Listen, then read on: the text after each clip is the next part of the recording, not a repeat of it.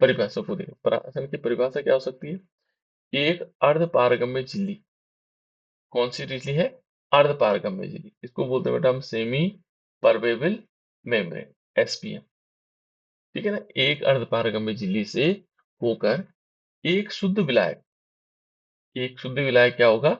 शुद्ध विलायक से विलयन में, अथवा एक तनु विलयन से सांद्र विलयन में, तनु विलयन से सांद्र विलयन में। दूसरा क्या है? तनु विलयन है इसमें, तनु विलयन से सांद्र विलयन में, है ना? विलायक स्वतः ही परिवर्तित या प्रभाव परासरण कहलाता है। जो विलायक के कण वो स्वतः ही जो है क्या होते हैं, जाते हैं कहाँ से? तनु विलयन से सांद्र विलयन और शुद्ध विलायक से विलयन में, है ना? तो उसको हम परासरण कहते हैं। ये हो गया परासरण। ये सारी हम कौन सी प्रक्रिया पढ़ रहे थे? परासरण की क्रिया पढ़ रहे थे। ठीक है। अब है बेटा परासरण दाब। तो परासरण दाब क्या हुआ? एक जनरल आइडिया बताओ तो परासरण दाब क्या हुआ? परासरण की क्रिया तो हम समझ गए, ये परासरण की क्रिया तो हम समझ गए, लेकिन इसके साथ कहा गया परासरण दाब, क्या होता हो? क्या कह सकते हैं परासरण?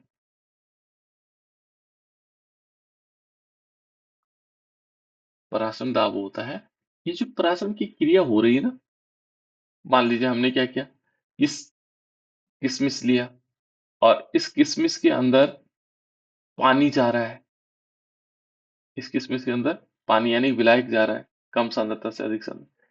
इसको रोकने के लिए जितना हम दबाव देंगे, जो परासरण की क्रिया है ना, यहां से इसके अंदर विलायक के कण जा रहे हैं, तो उसको रोकने के लिए कि इसके अंदर न जाए, इसको रोकने के लिए जितना हम दबाव देंगे वो क्या कहलाएगा? परासरण दाब कहलाएगा। उस परासरण की क्रिया को रोकने के लिए जितना हम दबाव लगाएंगे वो क्या कहलाएगा? परासरण की क्रिया कहलाएगा, परासरण दाब कहलाएगा। ठीक है ना? तो देखो बेटा यहाँ पर हमने परासरण दाब कैसे निकालना है। ठीक है ना? ऐसे तो निकाला नहीं जा सकता कि जब अंगूर के अंदर पानी न जाने दें, ठीक है, और दाब उसमें फिर दाब निकाल पाएंगे। इसके लिए कुछ यंत्र बनाए गए, है ना? देखो यहाँ पर पहले इसको समझ लेते हैं। देखो, परासरण दाब उस द्रव स्थितिकी दाब के बराबर होता है जो विलायक की ओर अधिक अणुओं को अर्धपारगम्य झिल्ली द्वारा विलयन की ओर जाने से रोकता है। इनको विलयन की ओर नहीं जाने देता, उससे कहता है।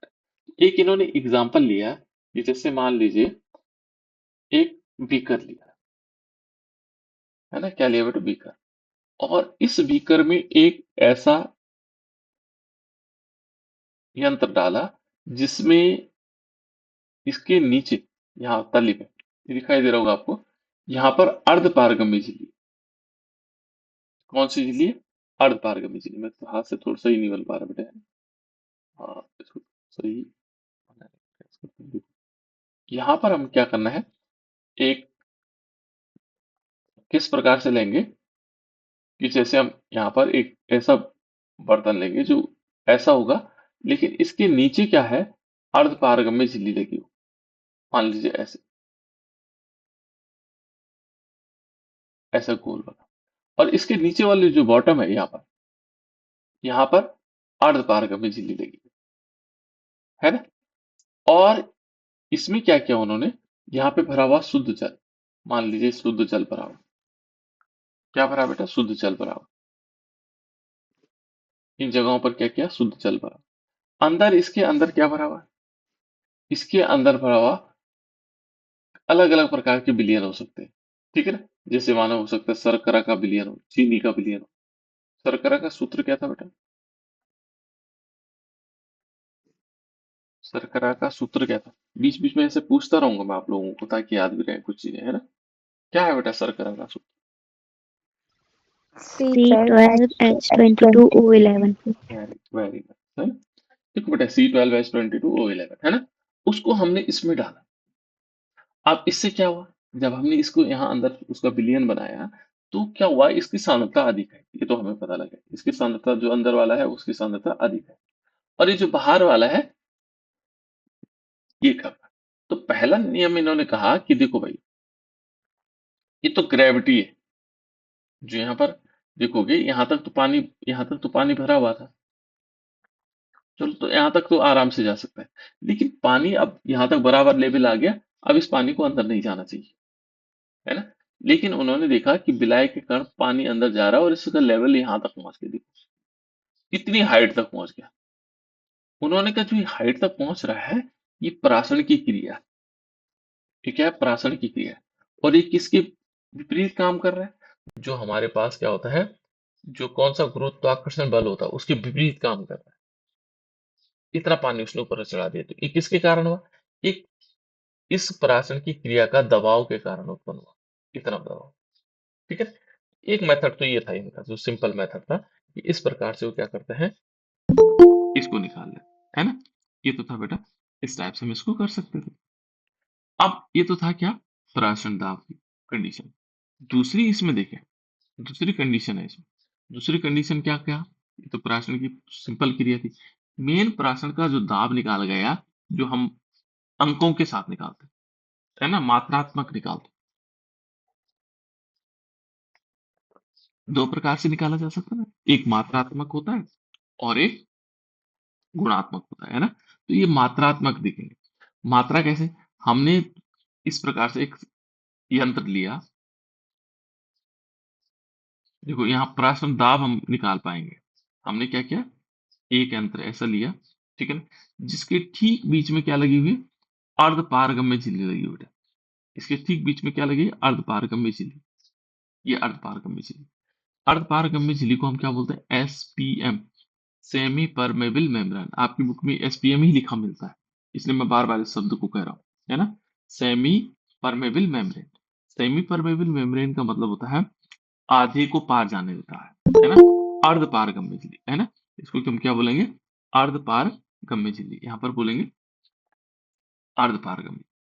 अर्ध पारगम्य का मतलब हुआ जो आधा पार जाने देता है ना। तो देखो ये कहता है कि बिलियन पर लगाया गया जो आधिक्य यांत्रिक बल होगा उसे कहते हैं। तो यहाँ पर पहले इस यंत्र को समझ लेते हैं। इस यहाँ पर क्या किया गया, यहाँ पर एक इस टाइप का साधन बनाया गया, ठीक है ना, ऐसे कर। और यहाँ से फिर ऐसे थोड़ा कंजेस्टेड वाला नली बनाएगा, ये बनाएगा। यहाँ बीच में क्या लगाया बेटा, सेमी परमेबल में। यहाँ है विलियन, यहाँ क्या है, विलियन है। और इस तरफ है विलायक। इससे आर पार कौन जाता है बेटा, इस सेमी परमेबल मेम्ब्रेन से आर पार कौन जाता है, कौन बताएगा, कौन जा सकता है इसके आर पार? विलायक। विलायक। ये ध्यान रखना बेटा, केवल विलायक ही इस जो एसपीएम है, सेमी परमेबल मेम्ब्रेन है, इससे इधर भी जा सकता है और इधर भी आ सकता है। और कब आएगा, वो सांद्रता पर निर्भर करता है। यदि सांद्रता इधर अधिक है तो इधर जाएगा विलायक, और सांद्रता इधर अधिक कर दोगे तो फिर वापस आएगा, है ना। ये इसका एक तरीका है। अब हुआ क्या, हमने यहाँ पर विलायक था और यहाँ विलयन, तो स्वाभाविक है विलयन की सांद्रता अधिक होगी। इसकी सांद्रता क्या होगी, अधिक होगी विलयन, है ना। विलयन की सांद्रता अधिक होगी और विलायक की सांद्रता क्या होगी, कम होगी। तो अब परासरण की जो क्रिया होती है वो क्या होती है, कम सांद्रता से अधिक सांद्रता की होगी। इसका मतलब ये क्या होंगे, अब विलायक के कण इधर जाना शुरू करेंगे। यही तो होना है। ये तो थी परासरण की क्रिया। लेकिन हम क्या करते हैं, इस पर यहाँ एक पिस्टन लगाते हैं। पिस्टन तो जानते हैं आप लोग, जिससे दबाए वो नीचे प्रेशर डालेंगे तो उससे दबाव उत्पन्न होता है पिस्टन से, है ना। इस पिस्टन को लगाया और इस पिस्टन में क्या हुआ बेटा, जैसे हमने इसमें पिस्टन को लगाया, इस पिस्टन में हमने एक प्रेशर उत्पन्न किया, ऊपर से दबाव डाला। कितना दबाव डाला कि ये विलायक के कण इधर ना आ पाए, ये परासरण की क्रिया इधर ना हो पाए। भाई इसको फिक्स कर दिया, ऊपर नहीं बढ़ने दिया इसको। और यहाँ पर क्या लगा दिया, एक दाब मापी लगा दी। ये कितना दबाव इसमें डाला जा रहा है, ये एक पिलाई का कण इधर नहीं आ पा रहे। उन्होंने यहाँ फिक्स कर दिया, नहीं इससे ऊपर नहीं आने दे रहे इसको। जब आने नहीं देंगे तो क्या होगा, ये विलाय के कण इधर से इधर आने में रुक जाएंगे। तो उससे क्या हुआ, यहाँ पर हमने दाब मापी लगा दी। दाब मापी जो जिससे हम दाब को नापते हैं। ठीक है।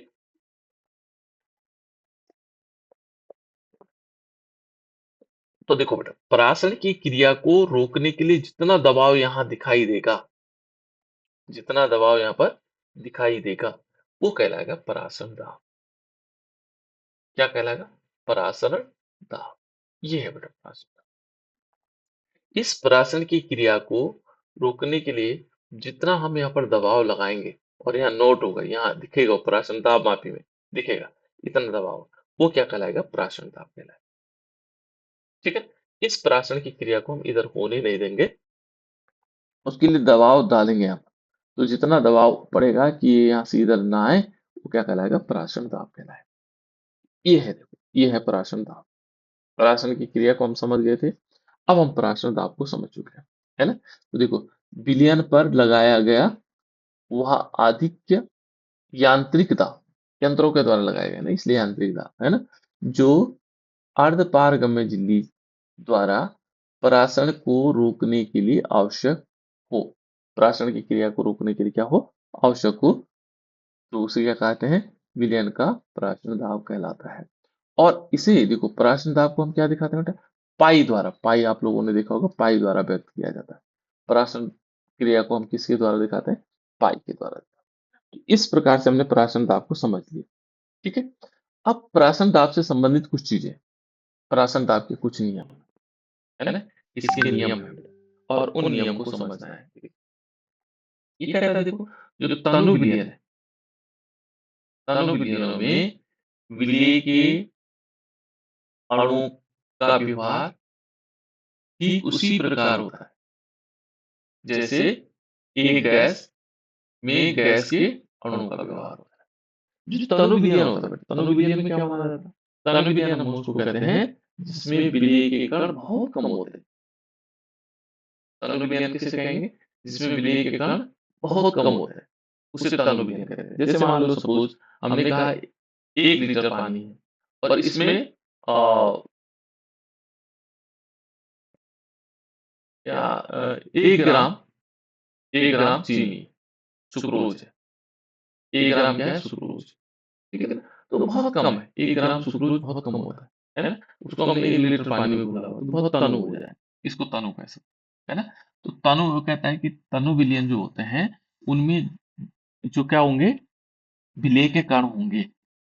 उनका व्यवहार उसी प्रकार होता है जैसे गैस, एक गैस का दूसरे गैस, यानी कि बहुत आसानी से उनमें मूवमेंट हो रहा होगा, यहाँ से इधर घूम रहा होगा, इधर घूम रहा होगा, जैसे गैस के अणु व्यवहार करते हैं, है ना? और ये क्या कहते हैं? कि वैज्ञानिक है वांटॉप, वैज्ञानिक वांटॉप ने गैस नियमों को विलयनों पर भी लागू किया। उन्होंने क्या किया? जो गैस के नियम थे उनको विलयनों पर लागू किया। क्यों किया? क्योंकि जो है, जैसे यदि हम देखेंगे, यदि तनु विलयन है तो उसमें क्या होगा कि गैस के जो विलेय के अणु है, वो गैस की तरह व्यवहार कर रहे हैं, है ना? गैस से गैस में व्यवहार कर रहे हैं। तो इसलिए वांटॉप ने क्या किया कि जो गैस के नियम है उनको विलयनों पर लागू किया, है ना? और नियमों के आधार पर एक समीकरण की का व्युत्पन्न किया, है ना? उनको डिराइव किया। और वो क्या है बेटा? देखो, वांटॉप ने कुछ नियम दिया। देखो, पहला नियम था इनका वायल का। देखो, वांटॉप का वायल का नियम, उन्होंने वायल का नियम दिया, जो जैसे हम गैसों के लिए लेते हैं। क्यों लिया हमने? क्योंकि विलयन क्या है? तनु है। तनु विलयन के लिए हमने इसको ऐसा लिया, है ना? और उस समय क्या हो रहा है? ब्लैक के जो अणु है, वो गैस की भांति व्यवहार कर रहा है ना? गैस को गैस में भी ले। तो देखो, वान टॉप ने क्या कहा? वान टॉप का वायल का नियम क्या है बेटा? वायल का नियम है एक निश्चित ताप, ताप क्या कर दिया गया? निश्चित कर दिया गया। ताप को निश्चित किया गया, है ना? किसी दिए गए विलयन में, विलयन का जो विलयन होगा, है ना, दिए गए विलयन का परासरण दाब उसके आयतन के व्युत्क्रमानुपाती होता है। जो परासरण दाब को हम दिखा रहे हैं किससे? पाई से। उन्होंने कहा ताप स्थिर है, तो उसका जो परासरण दाब होगा वो किसके? आयतन के व्युत्क्रमानुपाती होगा, 1/v। ठीक है ना? T is equal to constant. T यहाँ पर क्या हो गया? कॉन्स्टेंट हो गया। टी को यदि हम कॉन्स्टेंट माने तो यहाँ पर क्या होगा? जो प्राशन दाब होगा वो क्या होगा, आयतन के व्युत्क्रमानुपाती होगा। यानी कि हम इसको इधर ले चलें तो यहाँ पर क्या होगा, pi into V is equal to, यहाँ पर आएगा कांस्टेंट, स्थिरांक हो जाएगा, है ना, ये स्थिर हो जाता है स्थिरांक। एक तो हमारे पास ये आएगा स्थिरांक। ये था किसका नियम, पायल का नियम। चार्ल्स का नियम क्या था, चार्ल्स ने भी दिया था। ये कहता है कि देखो, एक स्थिर परासन दाब के विलयन का आयतन उसके परम ताप के समानुपाती होता है। दूसरा जो ये चार्ल्स का नियम था वो क्या होता था, जो हमारे पास आयतन होगा, आयतन डायरेक्टली प्रोपोर्शनल टू टी होता है ना। यानी कि हम इसको ऐसे भी कर सकते हैं, देखो v अपॉन टी क्या हो जाएगा, ये कांस्टेंट हो जाएगा। ये किसके नियम थे बेटा, अलग अलग नियम है ना, जहां पर क्या है, ताप केल्विन के रूप में होगा, ये अलग। फिर ताप दाब का नियम, क्वांटम का ताप दाब का नियम, उसने कहा देखो कि स्थिर आयतन के लिए क्या होगा, यहाँ पर आयतन को स्थिर कर दिया गया। यहाँ पर क्या, देखो इसमें क्या क्या है, एक स्थिर आयतन के तनु विलयन का पराश्रय दाब उसके परम ताप के समानुपाती होता है ना। तो यहाँ पर क्या होगा, pi is directly proportional to T होगा। तो यानी कि pi upon T is equal to, ये भी क्या हो जाएगा, कांस्टेंट हो जाएगा। ये तीन नियम थे बेटे, है ना। और इन्हीं के आधार पर उन्होंने एक सिद्धांत दिया फिर उसके बाद, ठीक है। देखो एक Avogadro, last one Avogadro. Avogadro में क्या कहा, एवोगाड्रो का जो नियम था उसने कहा कि देखो, एक निश्चित ताप पर पराश्रय दाब पर विलयनों के समान आयतन विलेय के अणु की संख्या के समान होती। तो यहाँ पर ये कहता है कि जैसे माना पाई वन है, वो पाई टू के बराबर होगा, वी होगा, वी वन होगा वी टू के बराबर होगा, ठीक है ना, टी वन होगा टी टू के बराबर होगा, एन वन क्या होगा, एन टू के बराबर होगा। उन्होंने लास्ट में निष्कर्ष निकाला कि हो तो एन वन क्या होगा, एन टू के बराबर होगा। एन क्या होता है, एन को हम मानते हैं मोल, जो विलेय के मोल वो विलायक के मोल के बराबर होगा, ये है उसका, है ना। ये N one is equal to N two के बराबर। फिर उसके बाद उन्होंने क्या किया, विलोनों की सामान्य समीकरण दी। इसके लिए एक सामान्य समीकरण दी। उन्होंने क्या कहा कि जो पहला नियम था हमारा, pi is directly proportional to one upon V, इससे comma B is equal to, B is directly proportional to T, और pi is directly proportional to T, और N one is equal to N two. इन सारे समीकरणों को मिला करके उन्होंने एक समीकरण बनाई, जिसको हम बोलते हैं सामान्य विलयन समीकरण। और उन्होंने क्या किया, जैसे गैसों के लिए क्या होता था बेटा, पी भी इज इक्वल टू क्या होता है, एन आर टी होता है। पी भी इज इक्वल टू क्या होता था, एन आर टी। गैसों के इन्हीं समीकरणों के द्वारा पी भी is equal to N R T बनाया गया। यहाँ पर क्या होता है, N into V is equal to N S T, sorry N S T, है ना। जहां पर एस क्या है, विलयन का स्थिरांक है, ठीक है। दूसरा आर क्या है, गैस स्थिरांक हो गया, ठीक है। आर का जो वैल्यू होगी, आर की वैल्यू ये आर है ना बेटा, यहाँ पर एन आर टी लिखते थे। इसकी जो वैल्यू होती है वो किसके समान, आर के समान होगी। यानी कि इसका मान होगा 0.0821 लीटर पर वर्ग मीटर, ठीक है ना। तो यहाँ पर ये पाई है बेटा, सॉरी ये लिखा हुआ है, ये पाई है, पाई इंटू बी, यहाँ पर पाई है ना, pi V is equal to N C, ठीक है। इस प्रकार से है। अब ये हमारे पास क्या आ गया, समीकरण आ गई, जिसको गैस विलियन समीकरण भी कहा जाता है, ठीक है ना। इसको हम क्या कहेंगे, विलियन समीकरण कहेंगे। इसी से संबंधित हमारे न्यूमेरिकल भी आएंगे। पाई यहाँ पर क्या आएगा, pi V is equal to N S T. जैसे P V is equal to N R T था ना, तो ऐसे pi V is equal to N S T, ठीक है ना। तो यहाँ पर हमने, और देखो एन, इसकी एक और कंडीशन भी बेटा आगे कैसे हो सकता है, कि जैसे हमने यहाँ पर निकाल दिया कि pi V is equal to N S T, तो पाई इज इक्वल टू क्या होगा, पाई इज इक्वल टू होगा एन अपॉन वी और एस टी। ये ध्यान रखना बेटा, ये जो एन अपॉन वी होता है ना, ये सांद्रता को दिखाता है। तो इसको हम क्या लिख सकते हैं, ये सी कंसंट्रेशन, सी एस टी भी लिख सकते हैं, ठीक है ना। ये विलयन की सांद्रता को दिखाता है, तो pi is equal to C S T भी होगा, pi is equal to C S T. Pi is equal to pi भी is equal to N S T, ये गैस समीकरण हो गया। और इससे हमारी ये समीकरण सांद्रता वाली बन गई। ठीक है ना। अब इससे थोड़ा जब न्यूमेरिकल करेंगे तो उससे पता लग जाएगा। ठीक है ना। तो पराशर दाब देखो, ये इससे हम निकाल सकते हैं, देखो इस सीआरटी से, है ना। एन अपॉन भी को भी लिख सकते हैं बेटा। एन है नंबर ऑफ मोल्स, विलेय की मात्रा बटे विलेय का द्रव्यमान बटे विलेय का अनुपात। मोल है ना, मोल है ना, और बटे आयतन लिखा हुआ है। ठीक है ना। तो इस प्रकार से इसको लिखा जा सकता है, ये वाला फॉर्मूला बन सकता है ना। इस टाइप से ये हमारे पास एम इज इक्वल टू निकाल सकते हैं। इससे हम क्या निकाल सकते हैं, मोलर द्रव्यमान भी निकाल सकते हैं, विलेय का अनुभार या विलेय का मोलर द्रव्यमान भी निकाला जा सकता है। अब इसका प्रयोग देखते हैं। वांट ऑफ कारक, है ना। तो ये वांट ऑफ कारक एक नया टॉपिक है इसका। ठीक है ना। वांट ऑफ गुणांक या वांट ऑफ कारक, इससे एक क्वेश्चन आता है बेटा। किसी अनुसंख्य गुणधर्म के प्रायोगिक मान, जो हमारे पास प्रायोगिक मान होंगे, वांट ऑफ कारक बहुत इंपॉर्टेंट है, ये ध्यान रखना। इसको इंपॉर्टेंट मान लीजिए। इसको निकालना कैसे, वांट ऑफ फैक्टर। ठीक है। और निकालने के लिए आता है, ये कहता है कि किसी अनुसंख्या, कोई अनुसंख्या है हमारे पास, गुणधर्म के प्रायोगिक मान और सामान्य मानों के अनुपातों को हम क्या बोलते हैं, वांट ऑफ कारक बोलते हैं। जिसको हम क्या दिखाते हैं बेटा, आई से दिखाते हैं ऐसे। ये वांट ऑफ कारक है। इस वांट ऑफ कारक को हम निकाल सकते हैं। जैसे देखो, वांट ऑफ कारक आई में क्या होगा, जो फॉर्मूला होगा इसका क्या होता है बेटा, आई इज इक्वल टू, ये होता है अणुसंख्या के, अणु हो गया लेकिन अणुसंख्या के, अणुसंख्या गुणधर्म। इसको क्या कह सकते हैं, एक अणुसंख्या गुणधर्म का प्रायोगिक मान, जो उसका प्रयोग के द्वारा मान निकला, और उसी अणुसंख्या गुणधर्म का सामान्य मान, इनका जो अनुपात होगा वो हमारे पास कहलाएगा वांट ऑफ गुणांक। वांट ऑफ गुणांक भी कहते हैं बेटा इसको, वांट ऑफ कारक भी कहते हैं। तो दो नामों से इसको कहा जाता है। एक तो क्या कहा, वांट ऑफ गुणांक, और एक है वांट ऑफ कारक। तो ये दोनों इंपॉर्टेंट, और इससे एक छोटा सा न्यूमेरिकल आता है, लगभग लगभग चाहे वो 1 नंबर का आएगा। ठीक है ना। इस प्रकार से आना है, आना है उसमें।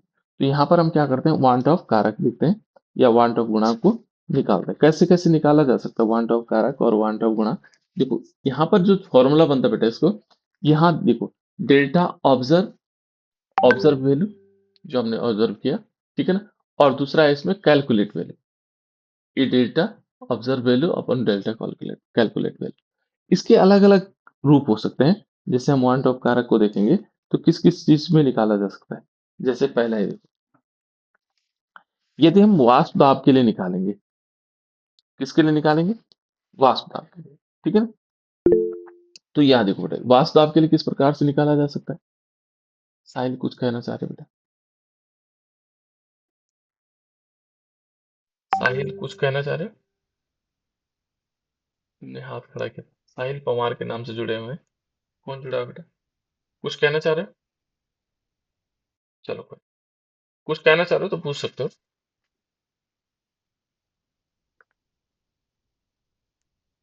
पूछो बेटा, आवाज नहीं आ रही तुम्हारी।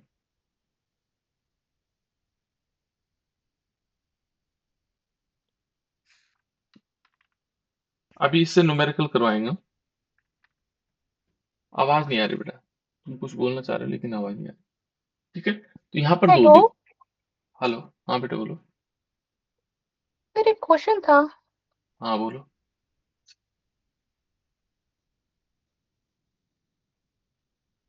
आवाज नहीं आ रही बेटा।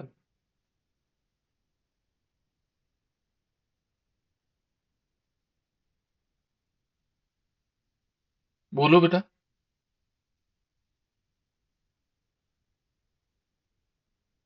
चलो तुम लिख के दे देना, कोई दिक्कत नहीं, क्वेश्चन को लिख लेना, पता लग जाए।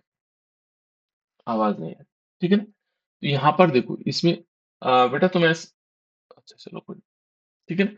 इस प्रकार से आ जाएगा। जैसे वास्तव में अवनमन के लिए क्या निकालेंगे, यहाँ पर क्या आएगा कि जो डेल्टा पी होगा, delta P observe value upon delta P calculate value, है ना।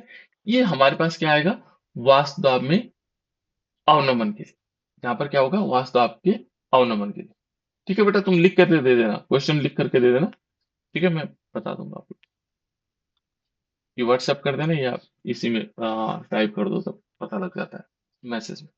आवाज नहीं आ रही तुम्हारी, ठीक है। देखो, यहाँ पर हम क्या करेंगे, वास्तव में अवनमन के लिए हम क्या निकालेंगे, डेल्टा पी ऑब्जर्व वैल्यू और डेल्टा पी कैलकुलेट वैल्यू। ठीक है ना। ऑब्जर्व वैल्यू क्या होती है, जो प्रायोगिक मान निकलेंगे, और ये क्या होंगे, सामान्य मान होंगे। ठीक है ना, कैलकुलेटेड वैल्यू। दूसरा, यदि हम इसी प्रकार से किसके लिए, क्वथनांक के उन्नयन के लिए, यहाँ पर क्या होगा, वांट ऑफ कारक क्या होगा, तो डेल्टा टीबी ऑब्जर्व वैल्यू और डेल्टा टीबी कैलकुलेट वैल्यू। ठीक है ना। तीसरा यदि हम देखेंगे हिमांक में अवनमन के लिए, हिमांक में अवनमन के लिए क्या होगा बेटा, जो टीएफ, हम हिमांक के अवनमन को क्या करते थे, डेल्टा टीएफ ऑब्जर्व वैल्यू और डेल्टा टीएफ कैलकुलेट वैल्यू। ठीक है ना। ये सब इसी पर आधारित है तीनों। और चौथा क्या था हमारे पास, पराशरण दाब। पराशरण दाब के लिए यहाँ पर आएगा पाई, जो हमारे पास पराशरण अंग है, उसके ऑब्जर्व वैल्यू और उसमें कैलकुलेट वैल्यू। इन चारों के लिए हम इस प्रकार से निकाल सकते हैं वांट ऑफ का, जो उनके ऑब्जर्व वैल्यू है और कैलकुलेटेड वैल्यू। ठीक है, उनको दोनों को मान ले सकते हैं। ठीक है ना। अब एक क्वेश्चन ये है बेटा, एक क्वेश्चन है, ये कहता है, इससे समझेंगे हम और, है ना। ये कहता है 0 डिग्री सेल्सियस, हमारे पास क्या है, 0 डिग्री सेल्सियस पर 5% यूरिया, कितना प्रतिशत यूरिया, 5% यूरिया विलयन के लिए प्राशन दाब की गणना कीजिए। 5% जो यूरिया के लिए हमने क्या करना, प्राशन दाब की गणना करनी। प्राशन दाब को हम किससे दिखाते हैं बेटा, बताओ बेटा, प्राशन दाब किससे दिखाते हैं।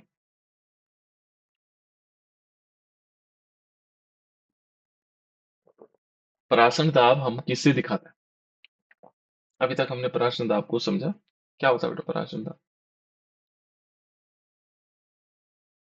किससे डिनोट करते हैं हम उसको, किसी को नहीं मालूम, कोई बच्चा बता दो, प्राशन दाब किससे दिखाता है। ऐसे। बिल्कुल पाई से दिखाते हैं, है ना। हम पाई से ऐसे दिखाते हैं प्राशन दाब। प्राशन दाब बराबर हमने अभी क्या पढ़ा था, पी, एक हमने फॉर्मूला पढ़ा था, एन अपॉन वी, और पढ़ा था एस टी, है ना। तो ये कह रहा है, देखो, ये कह रहा है 0 डिग्री सेल्सियस है, टेम्परेचर को हम यहाँ पर क्या लेते हैं, केल्विन के रूप में लेते हैं। तो टेम्परेचर हमारे पास है 0 डिग्री सेल्सियस। 0 डिग्री सेल्सियस को हम क्या करते हैं बेटा, केल्विन में कन्वर्ट करेंगे, तो ये कितना होगा, 273.15 होता है, इतना केल्विन होता है ना। 273.15 केल्विन मान के चलते हैं। वैसे 273 ही अक्सर हम लेते हैं, ठीक है ना, लेकिन पूरी जो वैल्यू होती है ये इतनी होती है। ठीक है ना। तो हमारे पास टेम्परेचर आ गया। ठीक है। दूसरा क्या दे रखा बेटा इसमें, दूसरा हमारे पास जो एस है, इस एस को हमने क्या माना था अभी, इसकी जो वैल्यू होती है वो गैस कांस्टेंट आर के बराबर होती है, और इसका मान कितना होता है, इसकी जो वैल्यू होती है, ये होती है, कितने होते हैं बेटा, याद होगा आपको, एस की वैल्यू कितनी होता है, 0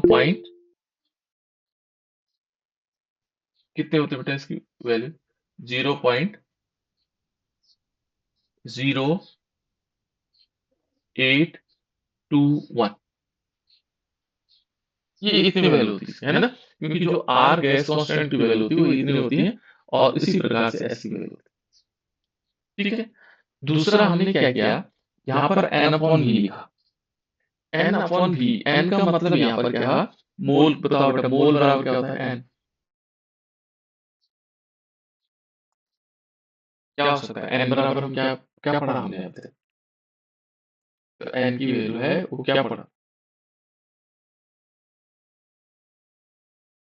क्या था एन बराबर, विलेय का द्रव्यमान बटे विलेय का अणुभार। बिल्कुल वेरी गुड। यहाँ पर जो एन है बेटा, ये एन को हम दिखाते हैं मोल, और जब भी हमें मोल निकालने होते हैं तो मोल क्या होता है, विलेय का द्रव्यमान बोलो या भार बोलो, विलेय का द्रव्यमान, या हम इसको क्या बोलते हैं, द्रव्यमान या ग्राम में मात्रा भी कह सकते हैं, है ना, द्रव्यमान और बटे में क्या आएगा इसका, विलेय का अनुभार, विलेय का अनुभार, ठीक है ना, जो उसका अणु का भार होगा। तो हमें क्या मालूम है, देखो n का मान तो हमें इससे निकल आएगा, है ना। v क्या है, v इसमें आयतन है, ठीक है ना। तो ये क्या कर रहा है, देखो 5%, इससे हम कुछ निकालना पड़ेगा बेटा। क्या निकालना पड़ेगा, इसमें लिखा हुआ 5% यूरिया, 5% यूरिया। 5% यूरिया का मतलब होता है कि जो 5 ग्राम यूरिया है वो कितने, 5%, प्रतिशत द्रव्यमान प्रतिशत हमने पढ़ा ना? द्रव्यमान प्रतिशत पढ़ा हमने, ठीक है ना। द्रव्यमान आयतन प्रतिशत भी पढ़ा, है ना। तो इसने कहा 5% यूरिया, तो यहां पर हम क्या लिखेंगे, 5 ग्राम यूरिया 100 ग्राम या 100 मिलीलीटर ml में घुला हुआ है, क्योंकि बिलियन बना हुआ ना, तो 5 ग्राम क्या होगा। Hello sir. हाँ बेटा। सर एक क्वेश्चन था, हाँ बोलो। आपके टूथपेस्ट पे नमक है? बढ़िया बेटा, बहुत बढ़िया है, नमक है बेटा। ठीक है, हमारे टूथपेस्ट में नमक है।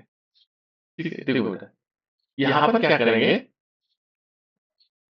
देखो 5% जो यूरिया होगा बेटा, 5% यूरिया का मतलब हो गया 5 ग्राम, जो हमारे पास क्या है यूरिया है, वो 100 मिलीलीटर बिलियन में घुला हुआ है।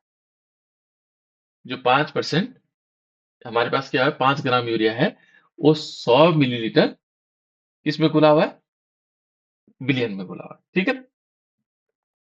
ये आ गया। अब यहां पर देखो बेटे, ये इस प्रकार से आ गया।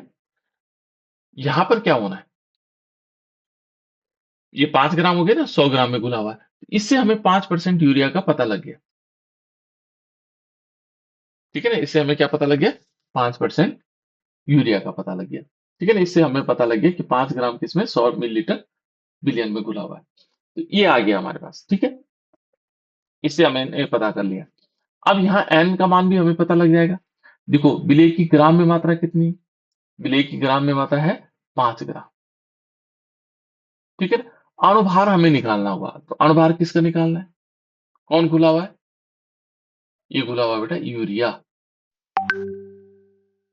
किसमें घुला, यूरिया में। तो यूरिया का सूत्र क्या होता है बेटा, यूरिया का सूत्र क्या होता है, यूरिया का सूत्र क्या होता है, मैंने पहले दिन बताया था आप लोगों को यूरिया का सूत्र क्या होता है बेटा, यूरिया का सूत्र क्या होता है,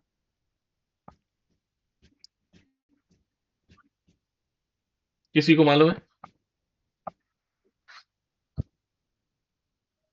ग्राम बटे मोल। नहीं नहीं, यूरिया का सूत्र बताना बेटा, यूरिया फॉर्मूला बताना, यूरिया जो यूरिया था। CO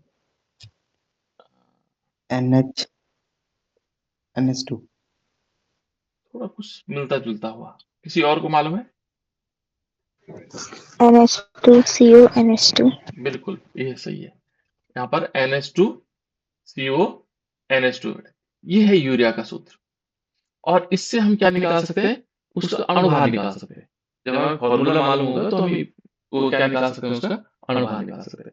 तो देखो बेटा, नाइट्रोजन का अणुभार कितना होता है, हमें एक एक का देखना होगा। नाइट्रोजन का कितना होता है बेटा?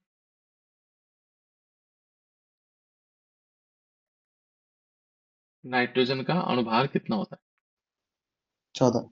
बिल्कुल 14 होगा, है ना। यानी कि हमारे पास क्या होगा, 14, 7 का दुगुना, है ना। फिर हाइड्रोजन देखेंगे, ये 2 हाइड्रोजन है तो +2 कर देंगे, 1 + 1, है ना। फिर कार्बन का कितना होता है बेटा, 12। 12 हो गया, है ना। ऑक्सीजन कितना होगा, 16। 16। फिर नाइट्रोजन आया, 14 होगा ना, अभी तो बताया था हमने 14, है ना। और एक हाइड्रोजन का एक होता है, लेकिन 2 हाइड्रोजन है। इसको जोड़ेंगे तो हमारे अणुभार आ जाएगा किसका, यूरिया का, ठीक है ना। यूरिया का अणुभार आ जाएगा। जोड़ो बेटा, कितना हो रहा है, 16, 32, है ना, 32 और 16 × 48, 49, 50 और 60, 60 आ रहा है। कितना आ रहा है? 60। इसका मतलब इसका अनुभार भी हमने निकाल दिया। क्लियर? देखो एक एक पॉइंट को हमें समझना है बेटा, है ना? तो यहाँ पर पाई इज इक्वल टू यदि देखेंगे तो पाई इज इक्वल टू क्या निकाल दी हमने? एन की वैल्यू निकाल दी। एन की वैल्यू तो ये आ गई 5/60 आ गया। इसको हम 5/60 लिख सकते हैं। v की वैल्यू कितनी आ जाएगी? जो v है आयतन हुआ। आयतन हमारे पास कितना होगा? यदि हम आयतन को देखेंगे तो आयतन कितना है? वॉल्यूम कितना है? वॉल्यूम हमारे पास 100 ml। देखो वॉल्यूम बराबर हमने क्या लिया था? देखो वॉल्यूम ये 100 ml हो गया, है ना? इसको हम 100 कर सकते हैं, ठीक है ना? फिर मल्टीप्लाई बाय एस। एस की वैल्यू कितनी है? 0.0821, है ना? और टी का मान कितना होगा बेटा? जो टाइम टी से देखेंगे तो टी कितना होगा? 273 केल्विन। इसको हम 273.15 भी लिख सकते हैं, ये है ना? तो इसको जब हम कैलकुलेट करेंगे, कैलकुलेट करने से जो वैल्यू आएगी वो हमारे पास पाई की वैल्यू आएगी। किसकी वैल्यू आएगी? पाई की वैल्यू आएगी। इस प्रकार से हम क्या कर सकते हैं बेटा? इन क्वेश्चन को कर सकते हैं, ठीक है ना? तो ये हमारे पास इस टाइप से हम परासन दाब को ज्ञात कर सकते हैं।